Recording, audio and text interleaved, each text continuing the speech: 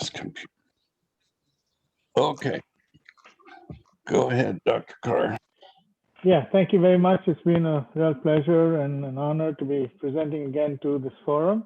It's a great job that you'll do and really helps people with the new diagnosis of prostate cancer, as well as helps to give knowledge about further advancements in the management of prostate cancer. So next slide, please. Our team that was at St. Joseph's when I first started the program was about 5, 6 of us, including Mr. Kevin London and some of the other names. Unfortunately, the slide went on, but sorry. In any case, so basically, often patients will ask me, what is the prostate? And essentially, this is a cartoon of the anatomy of the human body of a man. It's cut wide open. So you can see that this is where the bladder is, and down here is where the prostate is. And the prostate, that's through the middle of the prostate goes the urethra, and that's through which one urinates as well as ejaculates. And often I'm asked, like, what is the purpose of the prostate?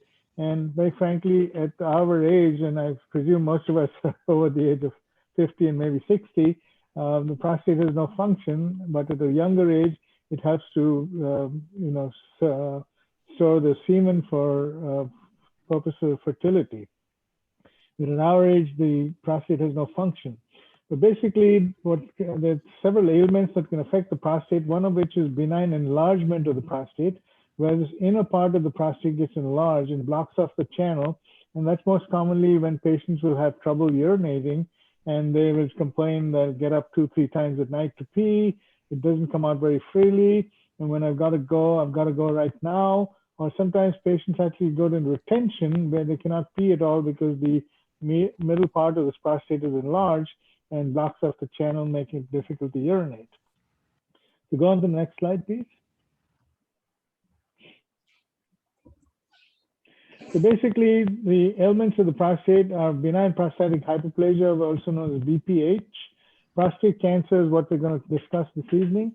Acute prostatitis and chronic prostatitis, these are inflammation of the prostate. And chronic prostatitis is more a chronic condition where patients will complain of low back pain and some discomfort in the area behind the testicles. And, whereas acute prostatitis is where one can get a high fever and chills and get really quite sick. And so when, the emergency room calls that I've got a man with a high fever and an infection, it's often acute prostatitis. So go on to the next slide. So as far as the management of BPH or the enlarged prostate, initially, if you go to your primary care physician, they will often start you on medicines such as Proscar or Avodart, which are essentially medicines that are supposed to shrink the prostate, but the shrinking takes a long time, a period of time, so it's not like overnight that you get any outcome from the medicines. And there are other medicines that help to relax the prostate, some of which is known as Flomax or tamsulosin, Eroxetrol, Hytrin, and Cardura. The Hytrin and Cardura were actually old blood pressure medicines, but what the people found is when they take these medicines, they actually start urinating better, and therefore they're now being advanced into the use of management of enlarged prostate. Then there's something called a microwave treatment, which is usually done in the urologist's office. A green light laser prostatectomy is where we go in and do a roto-rooter on the inside of the prostate, which is still the gold standard.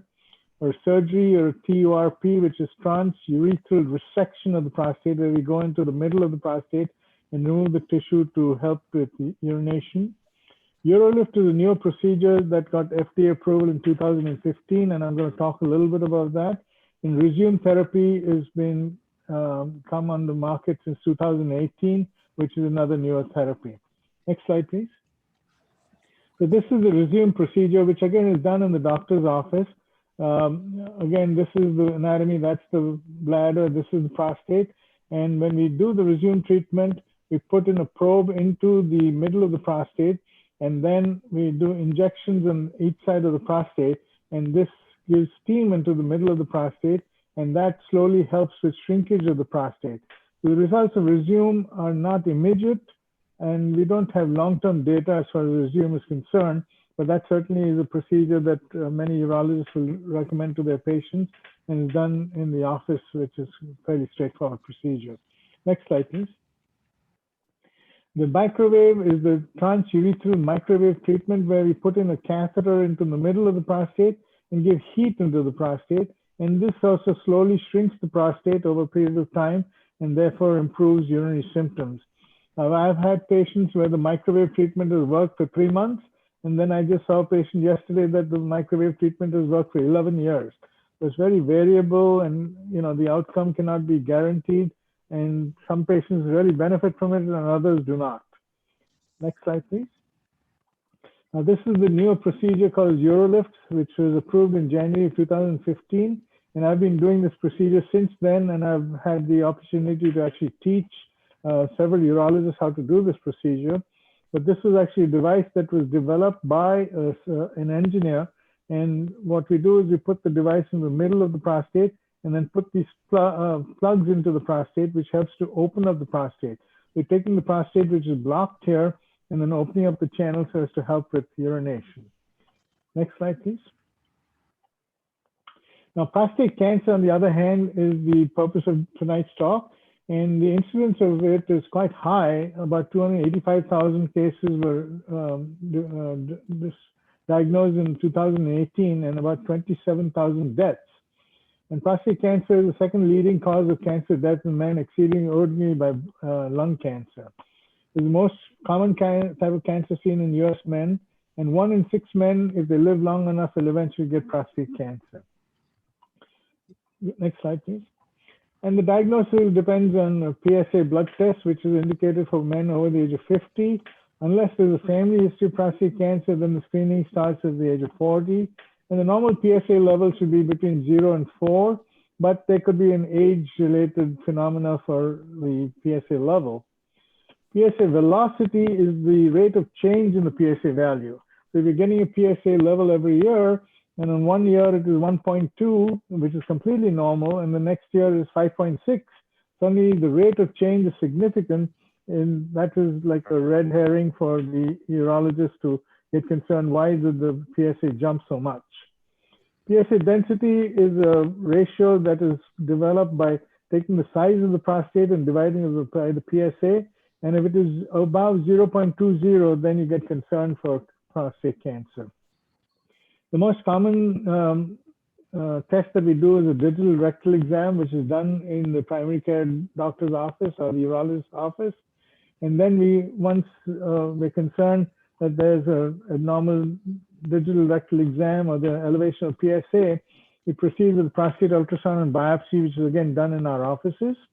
And then if there is a diagnosis of prostate cancer, depending on the grade of the cancer, we do some metastatic workup, including CAT scan and nuclear bone scans.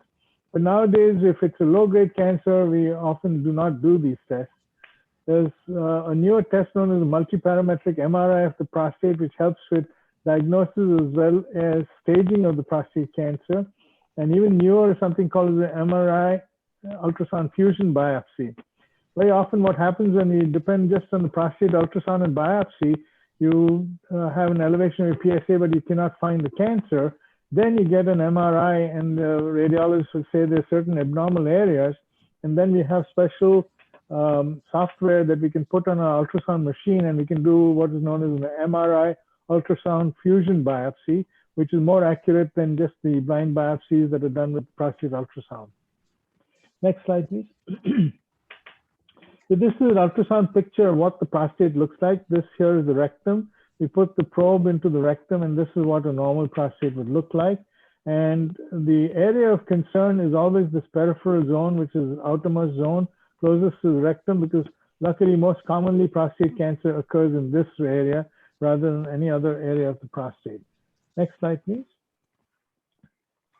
So now once you have a diagnosis of prostate cancer, we do what is known as the grading and staging of the prostate cancer.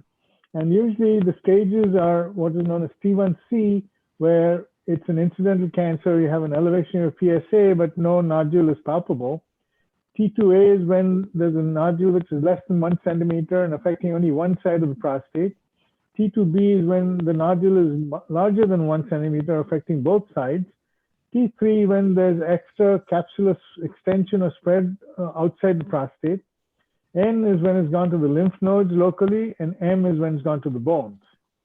Now, there's also something called the Gleason grading system, which the score varies between 2 and 10, and this is something that the pathologist will read on their biopsy, saying that this gentleman has a Gleason 6, or a Gleason 8, or a Gleason 9, or a Gleason 10.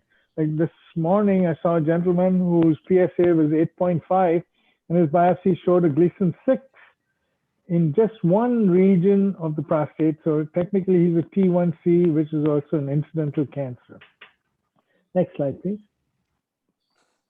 So again, this would be considered a T1A, where you have a nodule on one side of the prostate.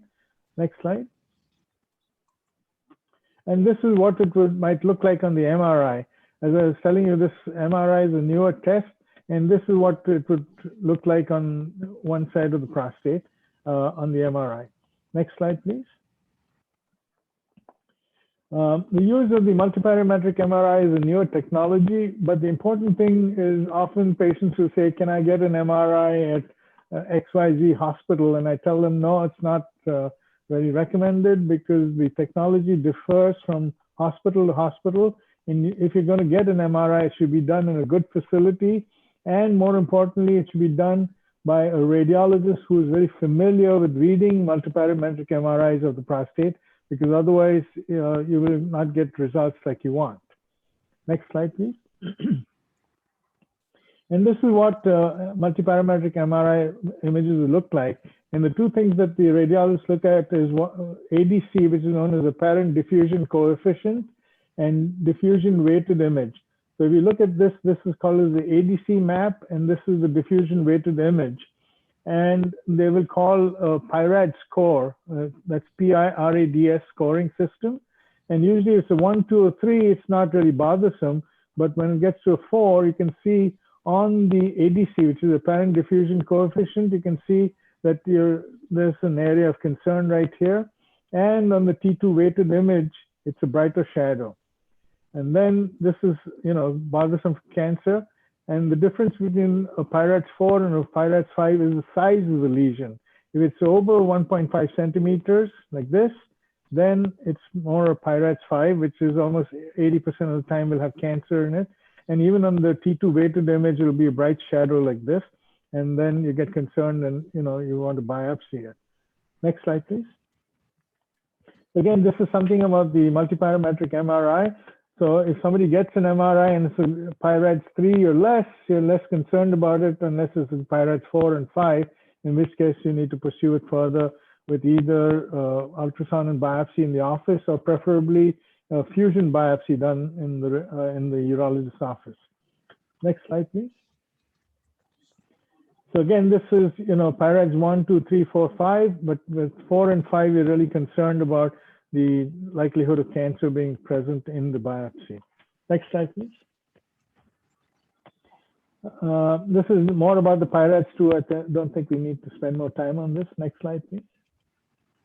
Now, once the diagnosis has been made, you're trying to do the staging. And this is, as you can tell, this is quite a large lesion on the prostate exam. And this will be easily seen or felt by the urologist or primary care physician. And the next slide.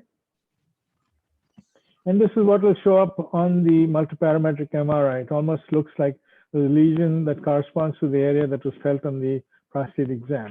Next slide, please. And now you can see that this is a very extensive prostate cancer. And this is what is called as extra prostatic spread, where it's gone beyond the confines of the prostate. And if you go to the next slide, you'll see this on the MRI. And you can see that it's a large lesion over here, which goes outside the prostate, which is concerning for extraprostatic spread. Next slide, please. So you really want to get the cancer in the earlier stages. You don't want to wait till it's spread outside the prostate. And therefore, the type of treatment will differ on this, the management of prostate cancer. And we recommend that the cancer be treated for anybody who has at least a 10-year life expectancy. So if somebody is 85 years old, there's no reason to really treat the prostate cancer because it's likely that he will outlive his disease. But the youngest person I've had with prostate cancer is 38 years old. And if you don't treat that person, the likelihood that he's going to live more than 50 years is unlikely. And therefore, at least a 10-year life expectancy. And the treatment options are watchful waiting and active surveillance, where you do nothing except wait and watch and see. And that's what I told the gentleman today, because he had a small area of Gleason 6. I said, we can just do active surveillance. You don't need anything done right now. We just follow it and see what happens. The other more definitive treatments are radiation, which is two types of external beam radiation. One is known as IMRT and one is SBRT. Now, IMRT is a 28 to 42-day treatment done daily at the radiation center, whereas SBRT can be done only for low-grade cancer such as Gleason 6, and this is usually done in a radiation center, but it's only a 5-day treatment, but it's done only for low-grade cancers. Interstitial brachytherapy is a form where they used to put seeds into the prostate, and this was popular 15, 20 years ago, but has just fallen out of vogue nowadays because there are other treatments that are less involved. Proton beam radiation is done at Loma Linda University, and the other centers that do it are Mayo Clinic and Scripps. One of the reasons it's not more popular is because it's awfully expensive.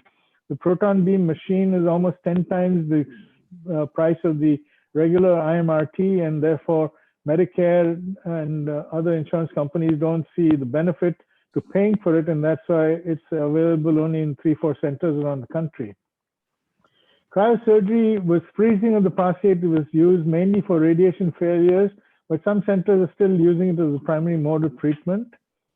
The other treatments are hormone suppression with hormones, which is done only in conjunction with radiation treatments or with when the cancer spread beyond the prostate and you're trying to suppress the cancer. The problem with hormone suppression is it lasts only for 2 to 3 years and doesn't have any long-term outcomes for it. But the most definitive treatments for prostate cancer are radical prostatectomy, and there used to be a form known as retropubic prostatectomy, and I'm going to show you some pictures of how that was done. And the perineal prostatectomy is a procedure that was popular many years ago, but not many people learned how to do it in the US, and therefore there are almost no centers that offer it today.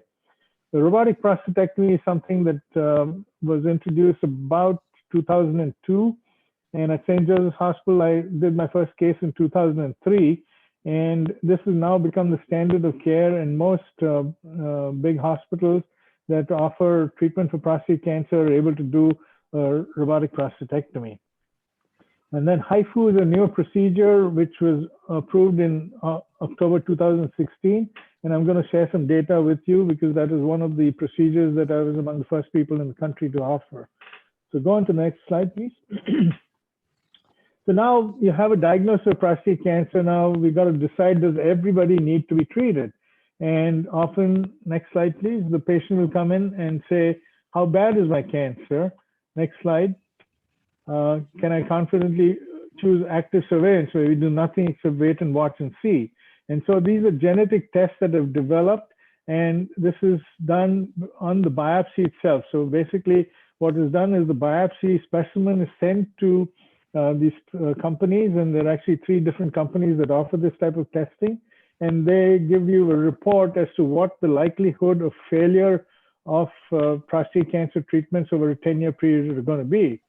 So if you have a low GPS score, then it's very appropriate to continue active surveillance. If on the other hand, it's a high GPS score, then active treatment should be done. Go on to the next slide. And this was a GPS was developed by this company called Oncotype, and its prostate cancer assay has been available since 2011, and over 600,000 patients have been tested with this type of assay. Go on to the next slide. And this is the type of score that you get. And why do we do the test? It helps to improve the stratification and treatment decisions by incorporating underlying tumor biology, because just the biopsy itself just tells us is the cancer or not, but this actually tells you more about what might happen to the cancer down the road. Next slide, please. It's a gene expression assay which helps to guide the initial treatment decisions at the time of the biopsy. So essentially the biopsy specimen itself is sent to this company and they look at the GPS score. Next slide, please. And this is indicated only for patients with low risk prostate cancer. So you have a Gleason 3+3 or a Gleason 3+4. If you had a high grade cancer like 4+4 or 4+5, then this test is not very effective because you know that those high grade cancers are more likely to be a problem down the road. Next slide, please. And favorable pathology, it tells you that, the likelihood of having high grade cancer or non-organ confined disease is low, and therefore it's safe to do active surveillance. Next slide, please. So now when you get your biopsy, it'll tell you based on the Gleason score, it's either clinical risk assessment is either very low, or intermediate. And you will see over the next slides that some of these patients in the low category will actually move down, will stay in the low category, some will move to intermediate and some will go to high, where some in the high risk category will move to the low risk and many will stay in the intermediate. Next slide, please. So you can see here the ones from the low risk category, some have actually moved to the intermediate risk, and some from the high risk category have also moved to intermediate risk. And so this helps you to decide, yes, I've got a Gleason 6 or 7, but maybe if it's a low risk likelihood of coming back, we can just do active surveillance. Next slide, please. And so this is what the GPS score would be. Like this is, the average score, but if this patient's score is only 14, so you can see it's more favorable, and so somebody like this can do active surveillance. Next slide, please. This, on the other hand, has a GPS score of 43. So you can see that even though his Gleason score is 6 or 7, his likelihood of having a favorable response is quite low, and therefore this person should be more aggressively treated. Next slide, please. So again, this is a cartoon about prostate cancer. Next one.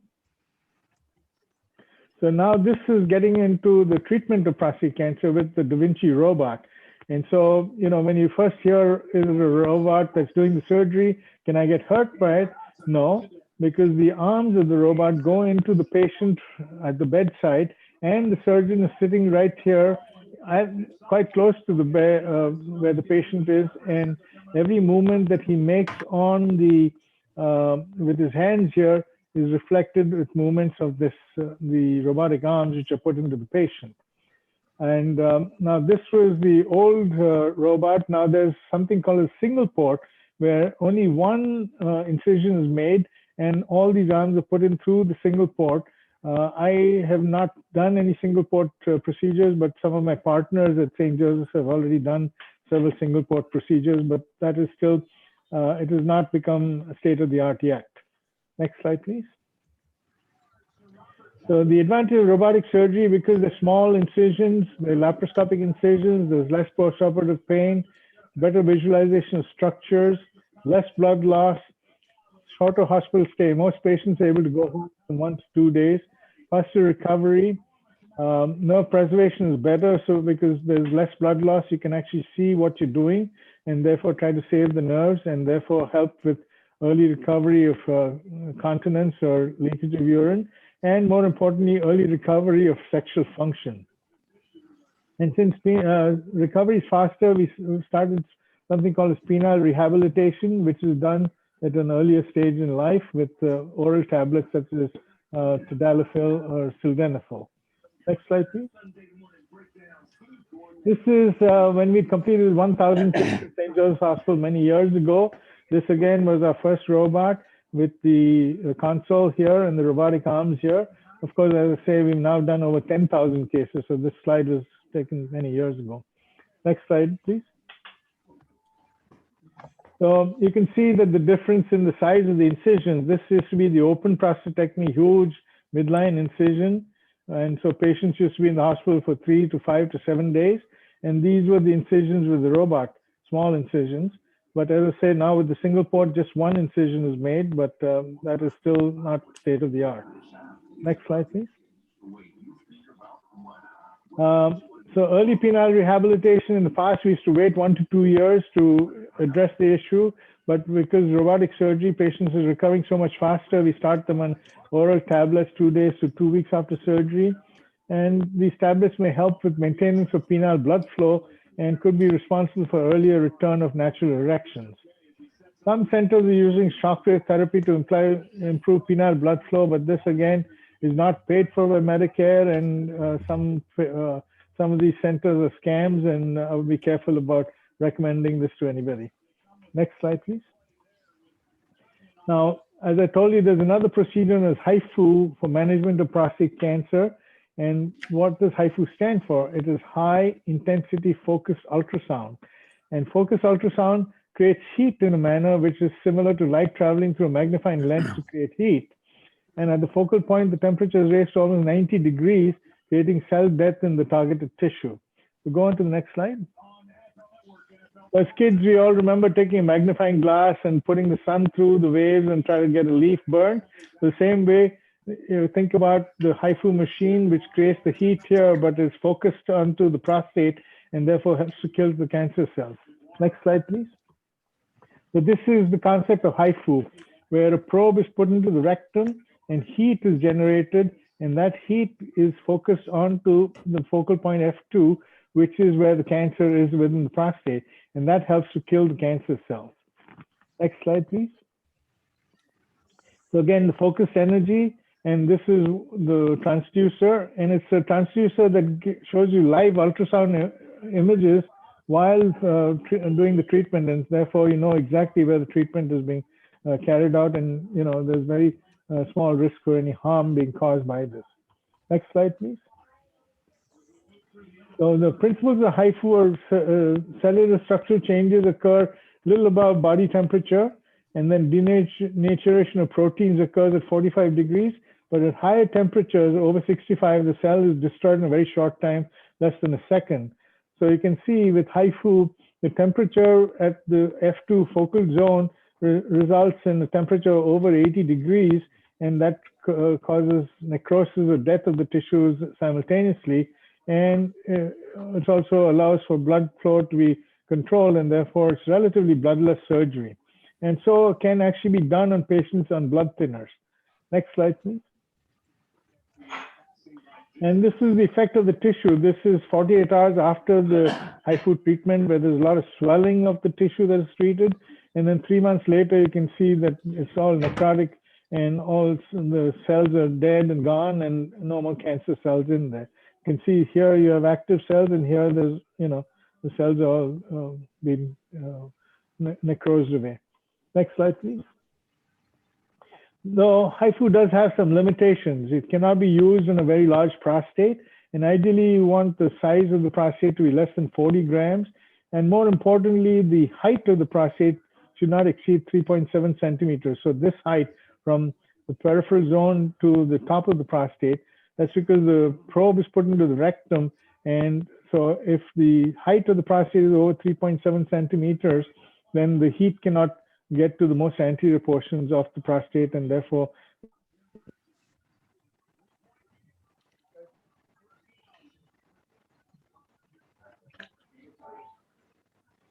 next slide. We can't hear you, doctor. Switch to...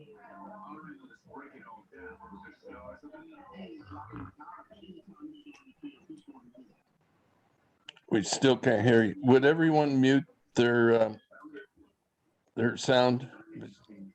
Would the doctor only be the one active? Can you hear me now?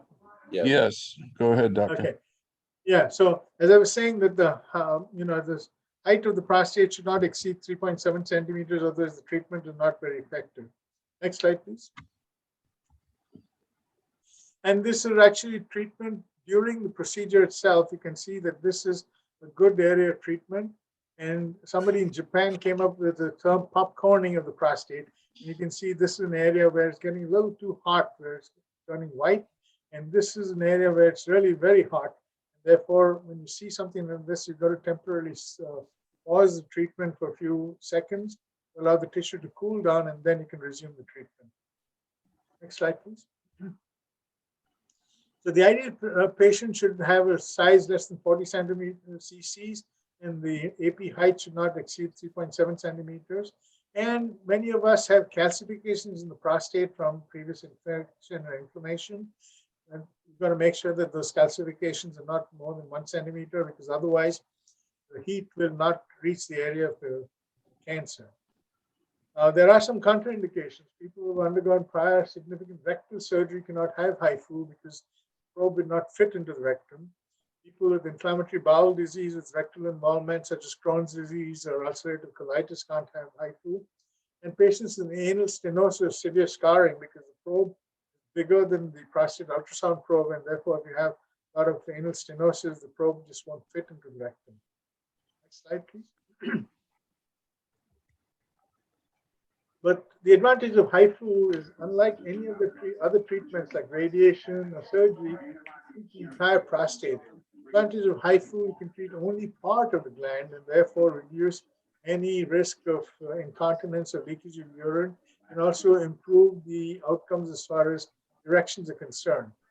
There are various types of Haifu, something known as whole gland Haifu, where if there's cancer on both sides of the prostate, it can be done. There's hemiablation, which is really my treatment of choice when somebody has one side of cancer and the other side does not have any problems, either on the MRI or the biopsies. Hemiablation is a very good procedure.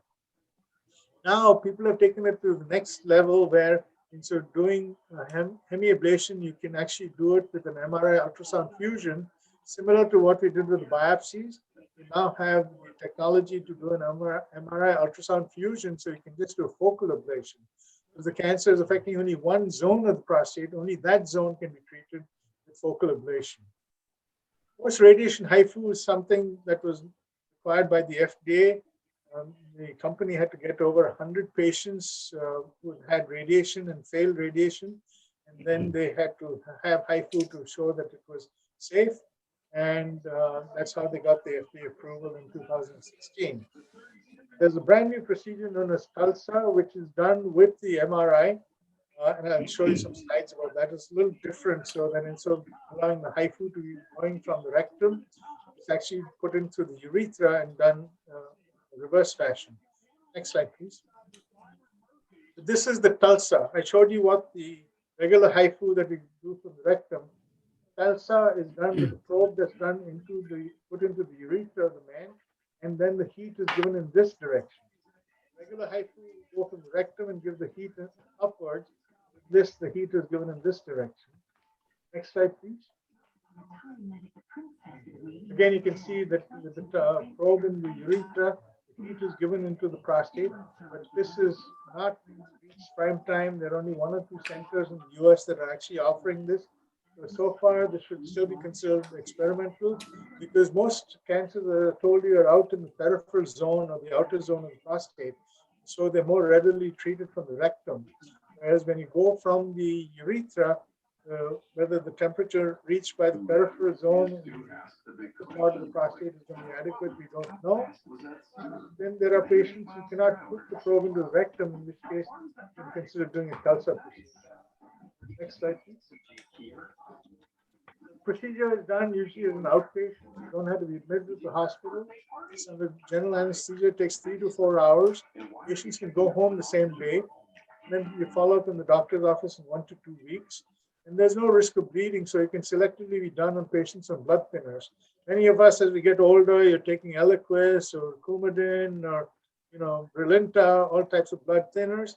And the other treatments, especially surgery, cannot be offered to somebody on blood thinners, but certainly Haifu can be done.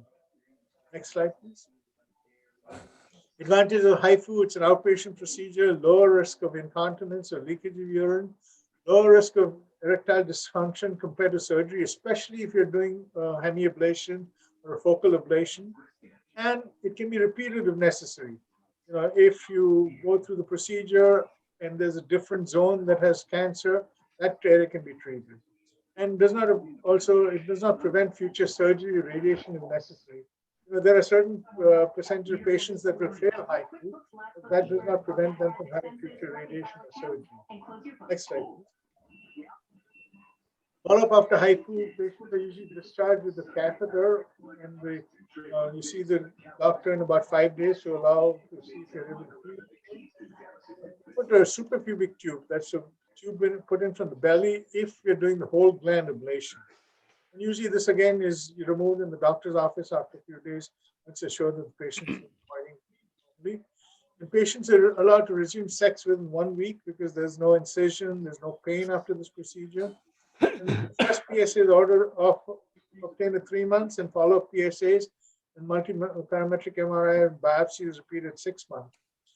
If you're doing a complete ablation, full gland, you want the PSA to come down to less than 0.5.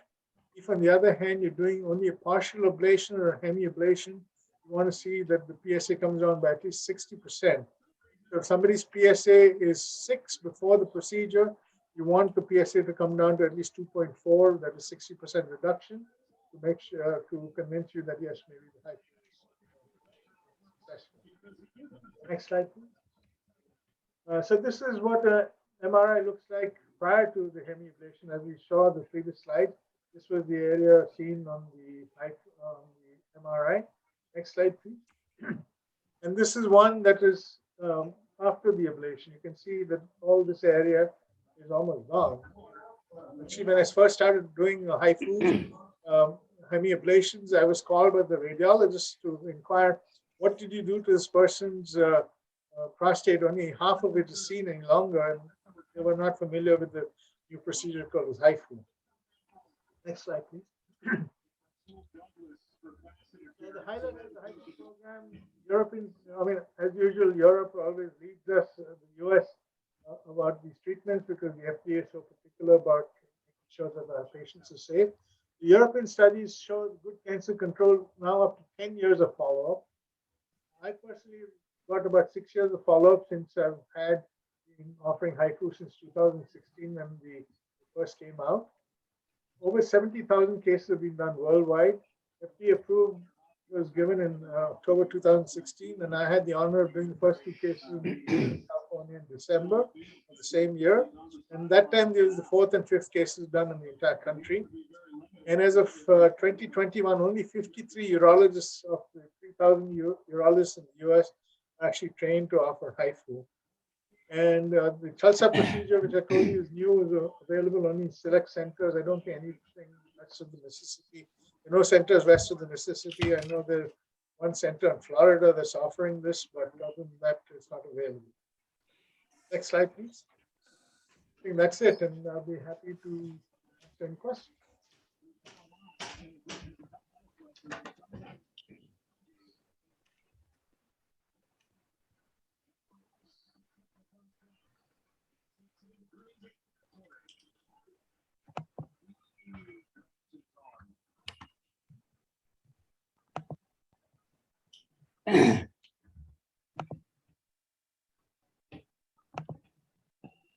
I cannot hear the question. Okay, Neil, are you narrating? Are you going to be? Do we have any questions for the doctor tonight? I didn't see any chat questions came.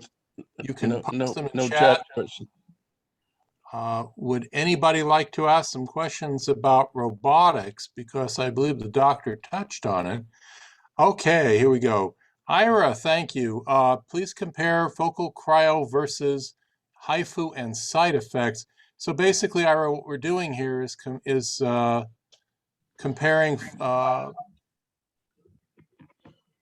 cryo with Haifu. Yeah. Essentially, cryo is where you depend on producing ice ball to kill the cancer cells. And very often you don't have too much control as to how much of the ice ball can form. Whereas Haifu is done 3 millimeters at a time. And so the computer graphics allow you to get an exact area that you're treating. Whereas cryo, you're depending on an ice ball forming, and you don't have any control as to how big or small the ice ball can get and in what direction it can go. Whereas with the Haifu, to have a more definitive area of treatment. What are the side effects of each?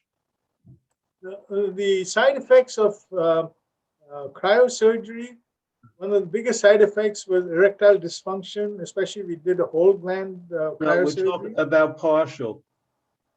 With the partial procedure, the likelihood of sexual side effects is much lower because, again, this nerves that go to the penis are on the outside of the prostate. But again, with Haifu, because it comes from the rectum and the area of maximal temperature is away from the nerves, the likelihood of sexual side effects, especially done focally or hemiablation, is lower than any other treatment. Can I ask Again, with cryosurgery, you depend on the ice ball forming.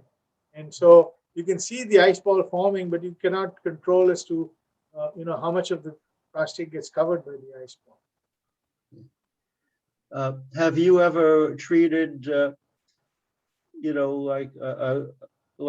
a focal, have you treated like aggressive cancer, like a 4+5, and instead of like a 3+4 for that partial?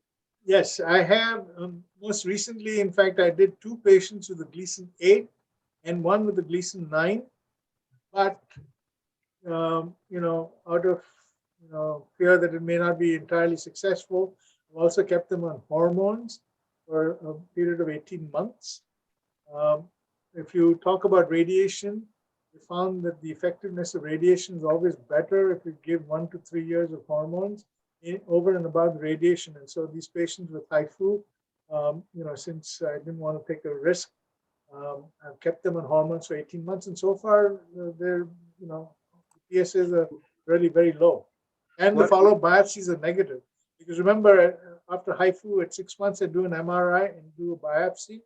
So far, the biopsies are negative, but it's 2 patients with the Gleason 8 are only about a year from the treatment. What are the chances of someone having a metastasis, with a 4+5 after 5 years, with Haifu versus radiation? In the US, we've had Haifu only for 5 years. Prior to that, we were going to the Bahamas or Mexico to do the treatment. We don't have longer term data in the US. But from Europe, even with patients with Gleason 9, especially there's a study from Germany, even with patients with Gleason 9, have a 92% cancer-free survival at 5 years. At 10 years, not 5 years, 10 years. But I don't have their biopsy data after Haifu. But they have cancer-free survival rates at 10 years. Okay. If someone has a partial in one part of the prostate and it's not successful, if you retreat, but it would be a different area. What would there be what would be the chances of ED and incontinence With Haifu? with Haifu? Yeah. Again, it depends on how much of the gland is being treated. If you're doing a hemiablation and then you've got to do the other side and ablate the other side, the likelihood of incontinence is very low because you're not affecting the sphincter. Likelihood of erectile dysfunction is higher.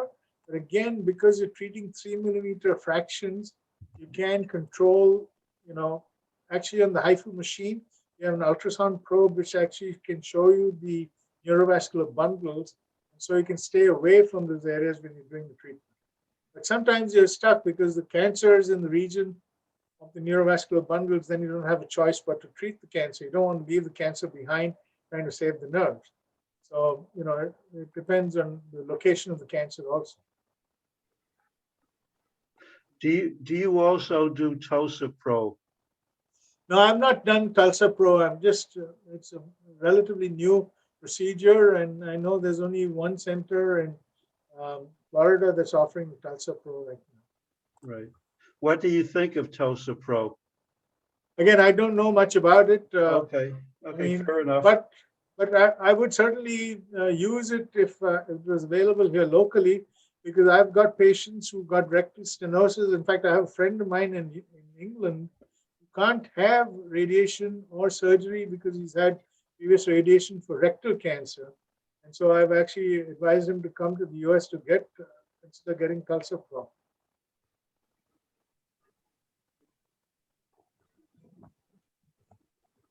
Would anybody else have a question? Larry had one. And Larry wants to know, using MRI in conjunction with Haifu, what is the cure rates at 5 years and 7 years?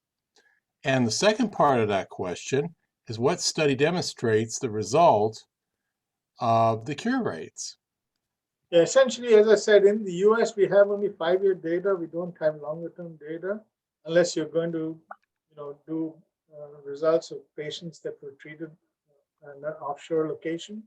But I personally have, I've done about 80 cases of Haifu over the last 5 years, and I've got 1 or 2 patients that still have positive biopsies. One of them has a Gleason 6. And this was one of my earliest treatments. We did them, I think, in 2014 in the Bahamas, and that was before we got FDA approval. And that gentleman with Gleason 6 still has Gleason 6, and he's now 7 years since this treatment. And the disease is not changed at all, and we're not doing anything about it. He's now probably 78 years old, and so he doesn't have any treatment, doesn't have any treatment planned except follow-up PSA and the prostate exam. So do you treat Gleason 6? Good question. Because, Years ago, because I've heard that someone told me that the Gleason 6 doesn't go outside the prostate. correct. Many years ago, when we first started a robotic program, everybody with Gleason 6 got robotic prostatectomy because we didn't know otherwise. And then there was a lot of controversy that urologists are doing too much surgery and being too aggressive. And then we started doing these other tests, such as the GPS score and things that I told you about. And that's when we realized that maybe we're over-treating patients with Gleason 6. And that's why if patients have a Gleason 6 on the biopsy, but on the GPS score have a high risk of metastatic disease, then yes, we still treat those patients. But often, if they continue to be in the low risk category on the GPS score or other such genetic tests, then we continue to watch those patients. Many years ago, we were treating all of them, but no longer.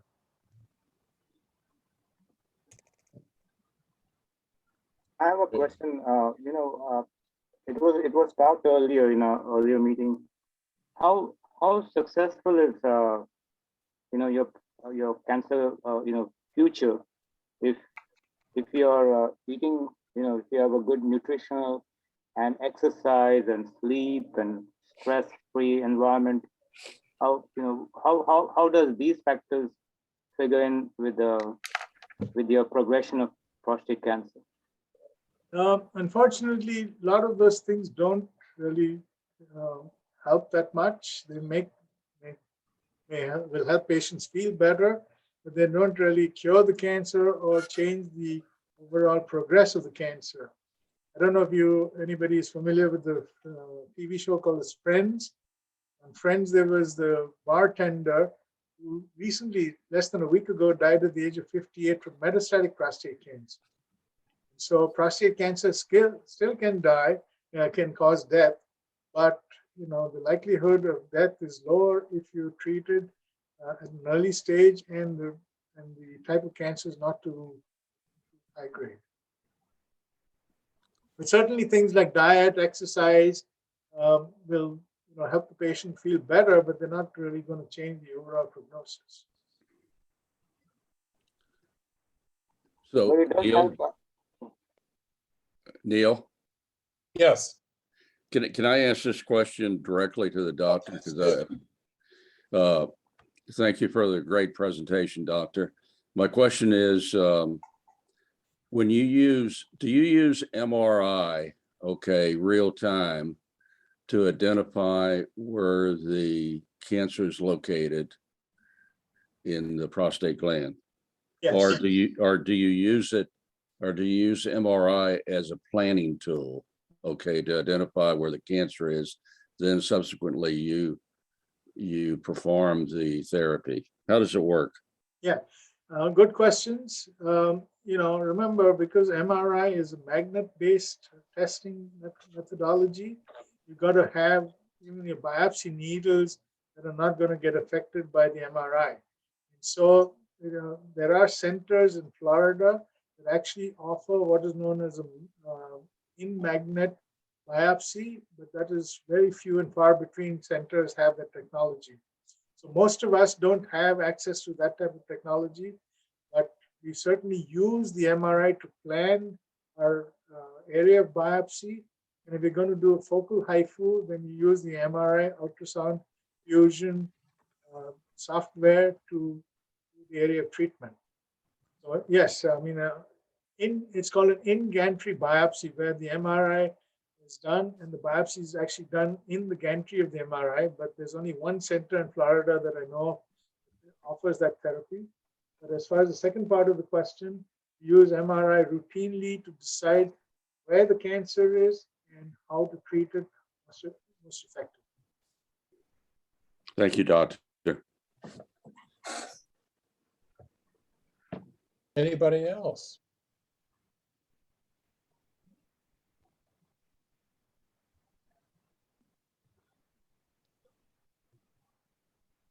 I have a question. Can I ask the doctor directly also? Please do. Yeah, we Tim. can't hear. You can't hear me? Yes, we can. Okay. This is not directly related to the new therapies and things that you've mentioned, but it's a generic question about my situation. I'm newly diagnosed, high PSA 52 and then 62 consecutively. And then I'm going to get a biopsy tomorrow, and then immediately start on hormone therapy to shrink the prostate for a period of 3 months in preparation for removal, prostatectomy. Now, my question is, I have metastasis to bone, so I have 4 or 5 lesions through, in the pelvis area, and then like a rib and so forth. And the question is, for those 3 months that we're taking the hormones and shrinking the prostate, should there be other attacks against the spots on my bones in the meantime, or should, or is that something you just wait for till later? Yeah. Now, with the PSA of 52 and 62, I would be concerned about the grade of the cancer being a higher grade cancer. And have they already done a bone scan to tell you that Yes. Okay. Bone scan is where they determined there's 5 or 6 places where there's I'm lesions. not. And do you have any trouble urinating? Yes. Okay. So I'm still not sure why they want to remove the entire prostate if this cancer already spread outside the confines of the prostate. You sure that's not just for urinary symptoms that they're going to do like a transurethral resection of the prostate? I think it has spread. It's, I think there's evidence of enlargement of the what do you call it? The Lymph Lymph nodes? nodes. lymph nodes. Thank you. Yes. So it has spread, I think, outside of the prostate itself, plus the bone lesions. So my question is, if they're planning to do surgery, which I'm inclined to want to have, because I'm told you get rid of the primary tumors, and it helps slow metastasis. The primary tumors in the prostate, get rid of the whole thing, and then metastasis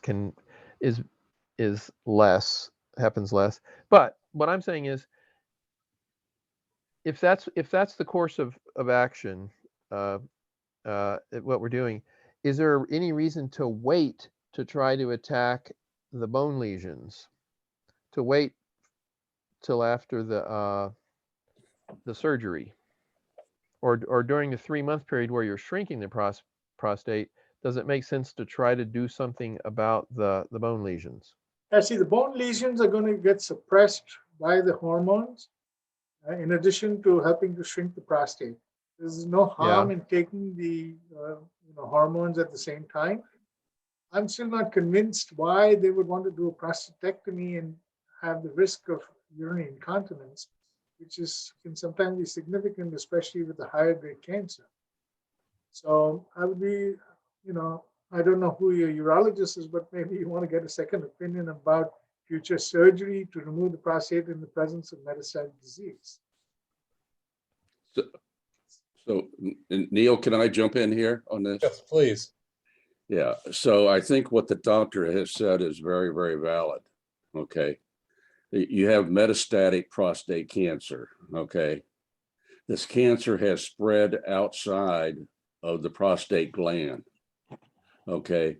Why would you wait, okay, to do something inside the gland before you attack outside the gland? Okay. Doesn't make sense to me, but I'm not a doctor.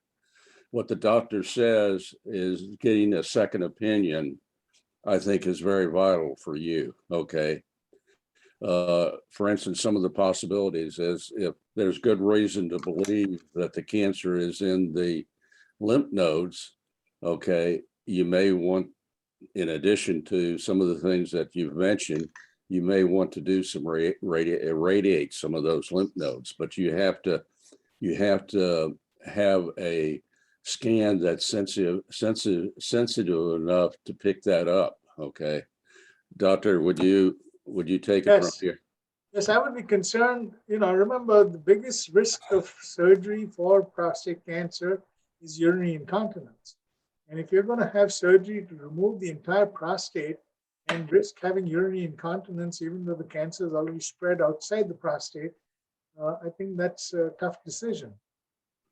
I personally would not recommend a prostatectomy if you already had metastatic disease. The hormones will suppress the cancer for several years, but it's not going to be a lifetime. But there are other medicines that are coming down the pike, such as enzalutamide and Zytiga, which can be used even when the hormones stop working. So I would certainly be in favor of you. Recommend you get another opinion about whether the prostate should be removed in the presence of metastatic disease. Can I ask a question on his behalf? If I just don't know, if he decided to get a PSMA test, and if he took hormone therapy, would that affect the ability of the PSMA to show what's going on, your PSMA PET scan to show what's going on? Again, the PSMA scan is not available very readily.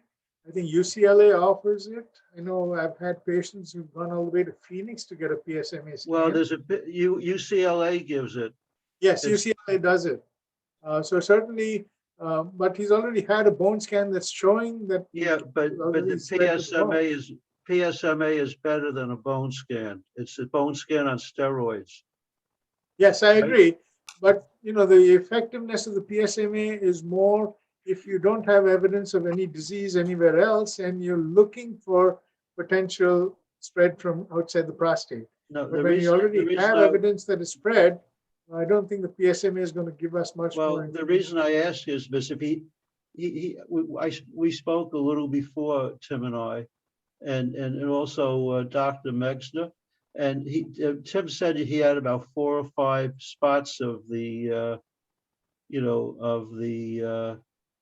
cancer, the lesions on the bone. So if he had a PSMA and there was a lot of lesions, would that affect what he would do, the treatment? Right? Yes. I mean, the PSMA is going to tell you about the lymph nodes as well as the bones, and the treatment would still be the hormones. But my concern is, why would you want to consider surgery with higher risk of incontinence? Right. It's not necessarily going to benefit. of course. Well, and my response is that I think there's some consensus that removing the prostate can slow the process of further metastasis. I've never seen such a study. Yes, we can do it in case of kidney cancer, where you're trying to reduce the load of the cancer cells, but I've never heard of such a study in prostate cancer. So, Neil, can I, Yes, please. in? So, there's no question that you have from the information that you've given us that you have metastatic prostate cancer. So the question is, where is that cancer located? Okay, and it was brought up that PSMA is a good starting point to answer this question. PSMA, okay, as compared to studies with MRI and CT and so forth like that, is very sensitive, which means in particular areas of the body, particularly soft tissue, okay, you can get a good understanding of where that cancer is located. For instance, the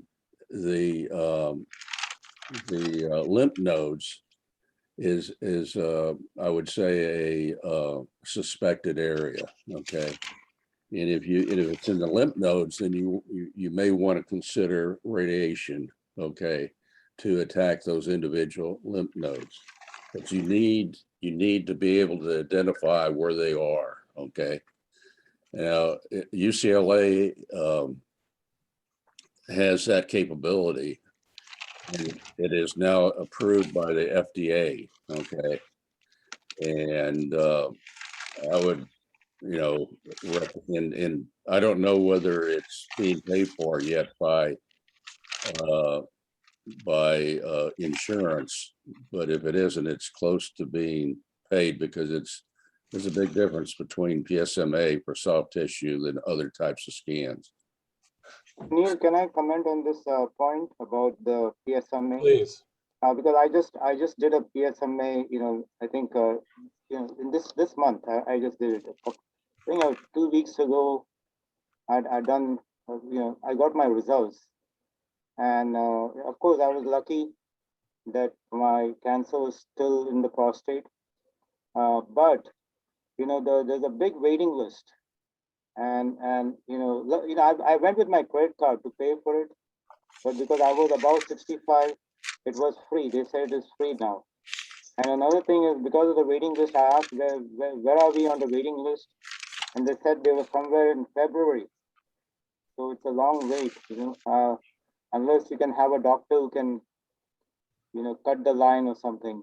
So When you say it's free, you mean that Medicare pays for it? Yeah, Medicare pays for it, right? Medicare, they just started.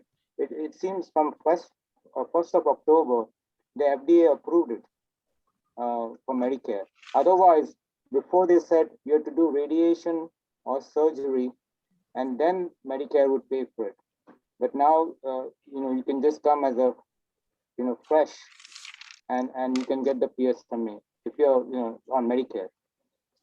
And otherwise, the cost is $3,300. Mr. Mitchell, are you sure they're not just going to do a transurethral resection of the prostate to allow you to pee better? I'm really troubled by the fact that somebody wants to do a radical prostatectomy in you in the presence of metastatic disease. No, we're talking about radical prostatectomy. Dr. Metzger, do you want to weigh in and talk about it a little bit or not? Dr. Metzger, you need to unmute or press down your space bar. Press down your space bar.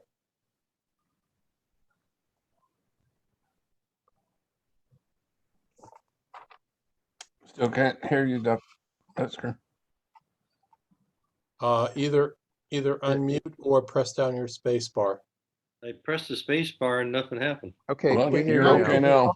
You got The way it was presented before was this was a example of an oligometastatic situation where there's some recent data that if you radiate the prostate or take it out and then treat the metastatic part with the theranostics, that they're getting some success with that in both Germany and Australia or New Zealand or what. And I think that's what Dr. Aaron was going at SC in this situation. At least that was my understanding of what I heard. Yeah, I think that's right. It's Manish Aaron, and he has said they have seen studies that show that removing the prostate can slow the process of metastasis.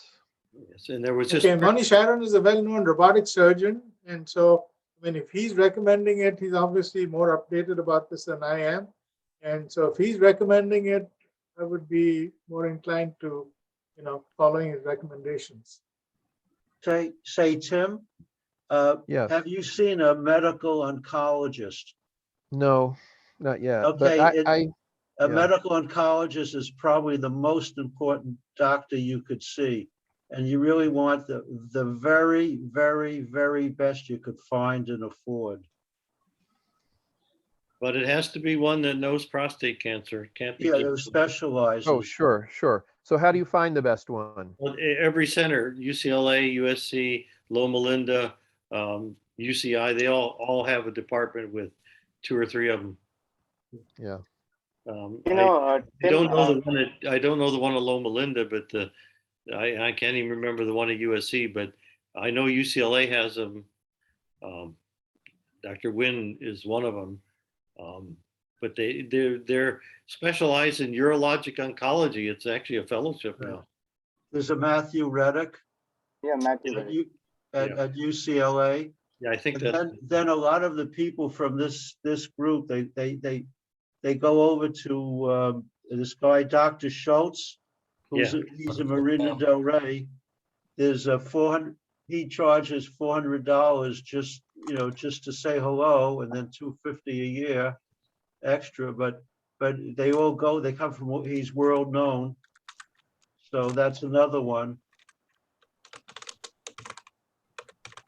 I appreciate excuse me, all the input very much. Basically, the medical all these, the surgeons and the radiologists, when there's a radiation oncologist, he's the guy in charge. He tells them, he's the guy in charge. Yeah. Or she. And it, for an advanced, for an aggressive case, this is a good thing for you to do.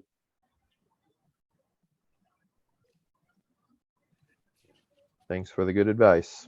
Yeah. There's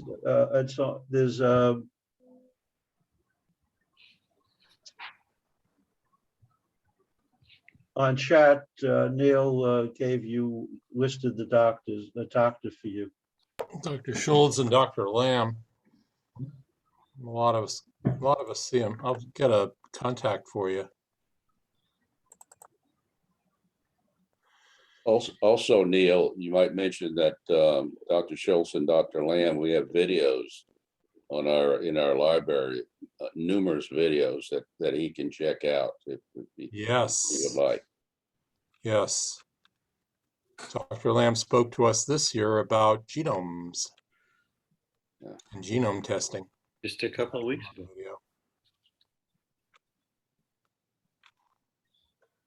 Let me see if I can get the website for you.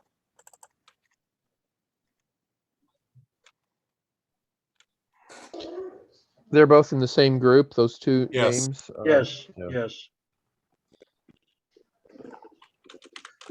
Did you say you're in Yorba Linda, Tim? Yes. Tim, does Neil have your email? I think so, yeah. Okay, I'll tomorrow when in my spare time I'll send you out the articles that I referred to. Thank you.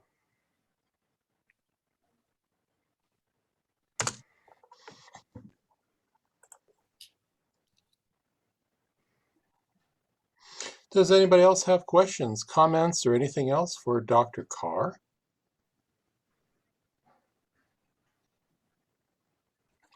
Dr. Carr, I thank you very much for joining us this evening and for an outstanding presentation.